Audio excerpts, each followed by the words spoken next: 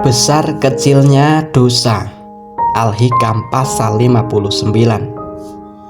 Janganlah membesarkan dosa dengan sesuatu kebesaran tertentu di sisimu, sedemikian rupa sehingga menghalangimu dari berprasangka baik kepada Allah Ta'ala.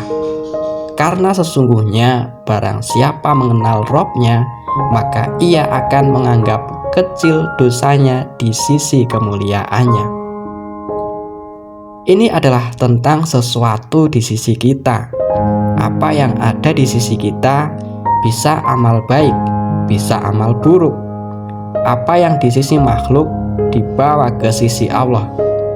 Kalau apa yang ada di sisi kita kemudian kita membesar-besarkannya, itu malah menjadi tidak melihat Allah sebagai zat yang maha pengampun.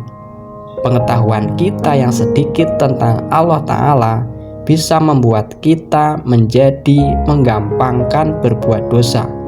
Di sisi lain juga bisa membuat orang menjadi tidak melihat sifat Allah yang lain, sehingga kemudian berputus asa dari rahmat Allah karena sebuah dosa.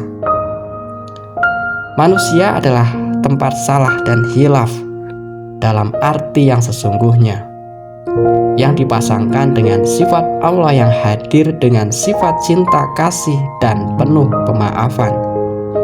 Allah Ta'ala hadir dengan sifat cinta kasih, lagi maha pengampun. Itu adalah pasangannya.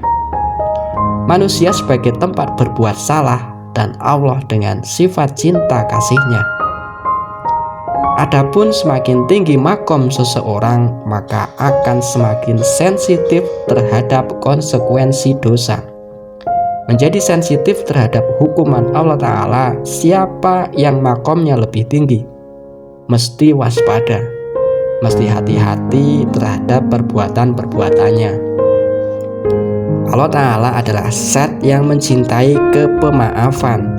Di antara lain, wajib saling berwasiat. Jika Allah maha pemaaf, maka kita sebagai insan pun mesti pemaaf juga. Allah Ta'ala berfirman, "Hai anak-anak Adam, selain kalian berdoa dan berharap kepadaku, niscaya aku akan memberikan ampunan kepada kalian atas semua dosa yang kalian lakukan tanpa kupedulikan." Hai anak Adam, seandainya dosa-dosamu mencapai ketinggian langit, kemudian kalian memohon ampun kepadaku, niscaya aku akan mengampuni semua dosa yang telah kalian lakukan tanpa kupedulikan. Hai anak Adam, seandainya kalian datang kepadaku dengan membawa dosa-dosa sepenuh bumi, kemudian kalian datang kepadaku tanpa mempersekutukan aku dengan sesuatu pun, niscaya aku akan datang dengan membawa ampunan sepenuh bumi. Dalam riadoh juga mesti kosong, datang kepada Allah dengan semua keadaan kita. Mesti lepas, tidak histeris. Histeris dalam riadoh seperti membawa penyesalan yang dalam, arti membesar-besarkannya. Dan hal tersebut tidak efektif dalam riadoh. Dalam suluk ada orang yang datang dengan kesalahannya. Keinginannya hanya ingin diampuni, itu lebih baik, karena harapannya hanya ingin diampuni, tidak yang lain. Karena esensi dari riadoh adalah pertaubatan. Masalah ibadah adalah masalah tanggung jawab pribadi.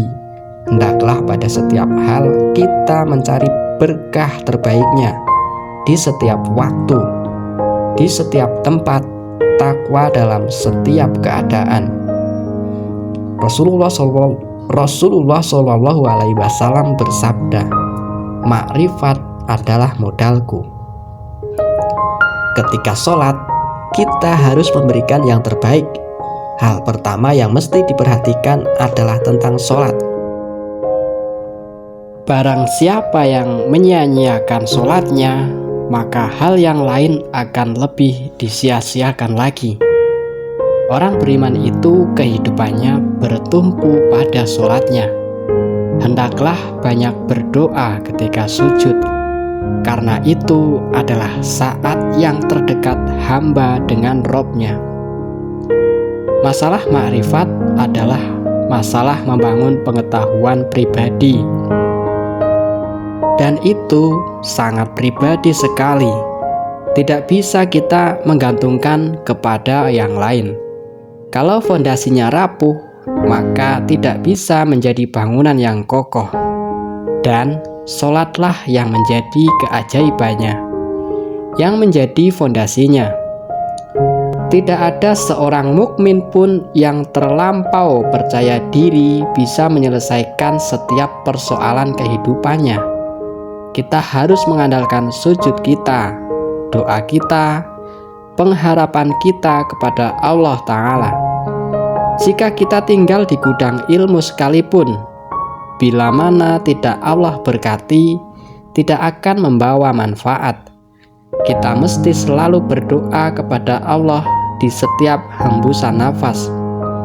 Mereka yang tidak berdoa kepada Allah adalah orang yang sombong.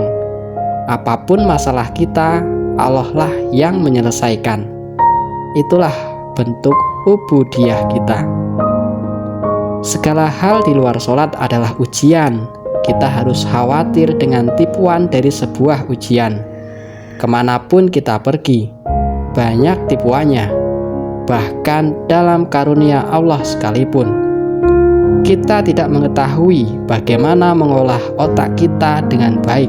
Pemikiran kita, kesehatan kita, tidak sedikit waktu luang kemudian menjadi sebuah musibah. Kesehatan pun bisa menjadi musibah.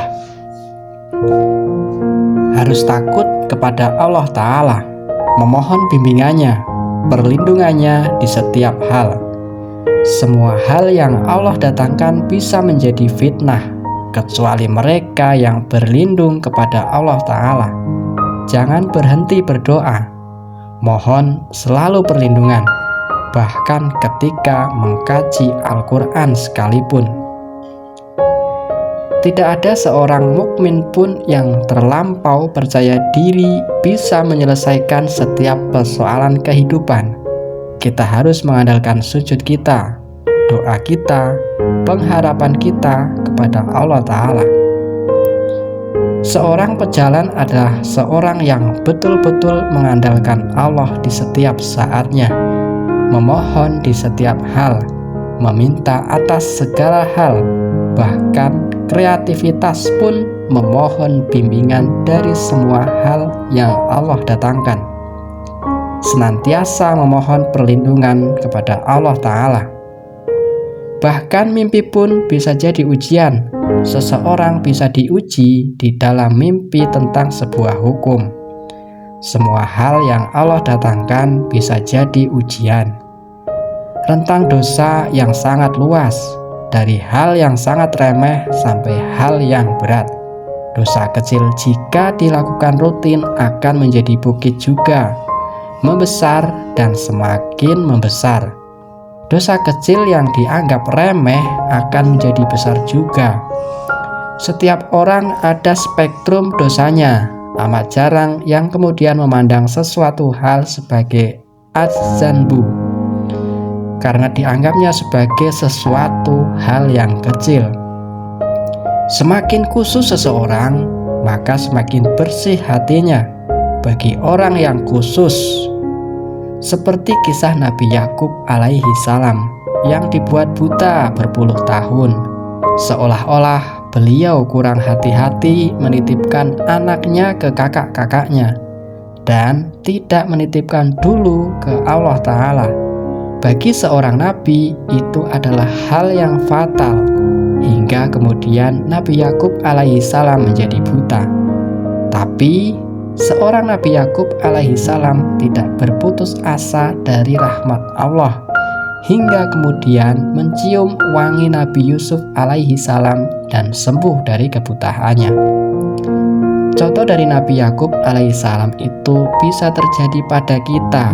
Ketika kita menitipkan masa depan anak kita, semestinya ke Allah dulu, tidak langsung ke perencanaan. langsung menitipkan ke sebuah sekolah, dan lain sebagainya. Bisa jadi kita buta hati karena kita lebih yakin kepada yang lain dan tidak menitipkan ke Allah Ta'ala dulu. Seperti contoh kisah Nabi Yakub alaihi salam yang menitipkan anaknya kepada kakak-kakaknya. Namun demikian pula kita mesti seperti Nabi Yakub alaihi salam, tidak berputus asa dari rahmat Allah, tidak berputus asa dari ruh Allah, tidak berputus asa dari bertemu diri. Allah berfirman, "Hai anak-anakku, pergilah kamu, maka carilah berita tentang Yusuf dan saudaranya, dan jangan kamu berputus asa dari rahmat Allah. Sesungguhnya tiada berputus asa dari rahmat Allah melainkan kaum yang kafir." Quran Surat Yusuf ayat 87. Artikel tadi dibacakan dari website qudusiah.org.